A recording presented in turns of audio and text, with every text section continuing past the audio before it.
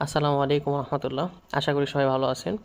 So কিভাবে family প্যাকেজের parent নাম্বারটা ডিলিট করবেন এই বিষয়টা আজকে দেখাবো। ফার্স্ট অফ অল আপনি মাইরওয়ে অ্যাপসে প্রবেশ করবেন। কাস্টমারের যে নাম্বারটা আছে কাস্টমারকে বলবেন। কাস্টমার যদি না বুঝে সেক্ষেত্রে আপনি প্লে স্টোর থেকে মাইরওয়ে অ্যাপসটা নামায়া কাস্টমার নাম্বার লগ ইন করবেন। কাস্টমারের কাছে কোড যাবে, ওই কোডটা নিয়ে লগ ইন করবেন।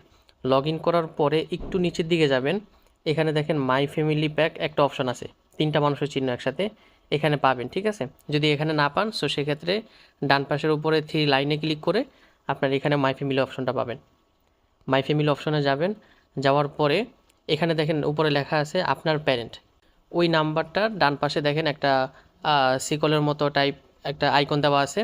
এখানে আপনি ক্লিক করে যদি নিশ্চিত করেন তাহলে আপনি ওই ফ্যামিলি প্যাকেজ থেকে আলাদা হয়ে যাবেন। আপনি আবার নতুন একটা ফ্যামিলি প্যাকেজে অ্যাড হইতে পারবেন, মানে নতুন আবার ফ্যামিলি প্যাকেজ নিতে পারবেন। সো আমি এখানে নিশ্চিত দিয়ে দিতেছি। নিশ্চিত দিয়ে দেওয়ার পরে আমাকে ফ্যামিলি প্যাকেজ থেকে এটা বের করে দিছে। ঠিক আছে, আর যদি ওই জায়গাটায় এখানে যে প্যারেন্ট নাম্বারটা আছে, প্যারেন্ট নাম্বার ডান পাশে যদি আপনার ক্লিকে কোনো কাজ না হয় সো সেখানে আপনার নিচে দেখাবে আপনি এতদিন পরে এটা ডিলিট করতে পারবেন। ঠিক আছে, সো এখানে 71 দিন দেখা যাইতেছে। অনেক নাম্বারে আরও কম থাকবে, বেশি থাকবে, অর্থাৎ আপনি 3 মাস পর পর একটা ফ্যামিলি প্যাকেজ নিতে পারবেন। 3 মাস যখন শেষ হবে তখন এখানে ডিলিট বাটনটা মূলত আইসা পড়বে, এটা কাজ করবে।